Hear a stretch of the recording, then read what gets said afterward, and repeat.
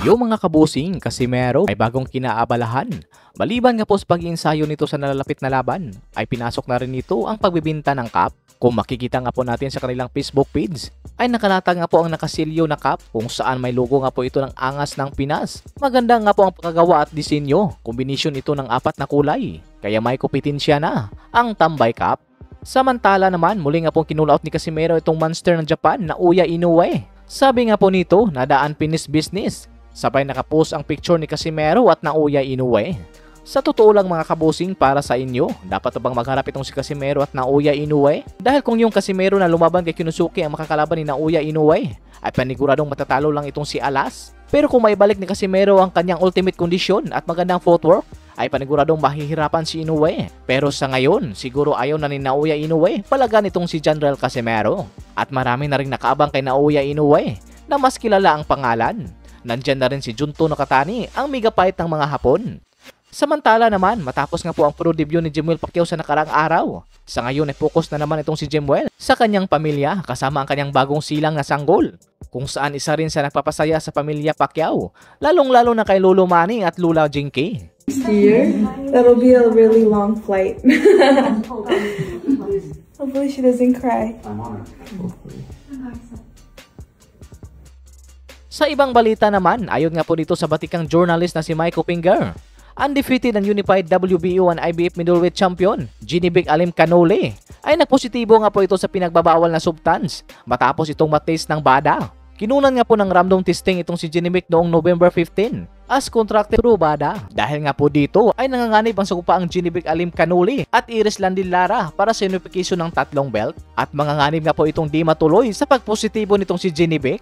Dahil nga po dito ay nagsalita na nga po itong si Ginny kahit siya ay nagulat sa naging balita. Sabi nga po nito na sa unang pagkuha ng test ng BADA sa kanya ay sinabi nga po ng BADA sa kanya na walang problema.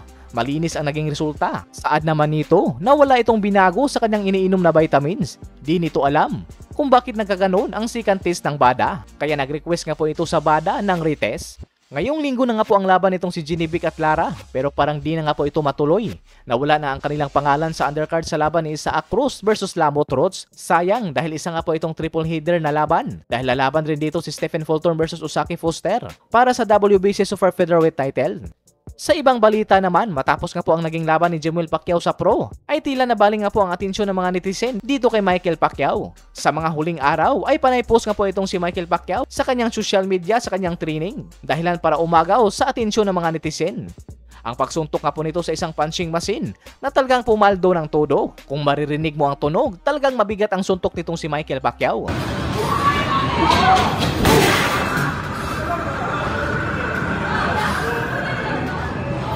Dahil nga po dito, ay inulan ng comment ang naging post nitong si Michael Pacquiao. Sabi ng iba, ay namana daw ni Michael Pacquiao ang lakas ng kanyang ama.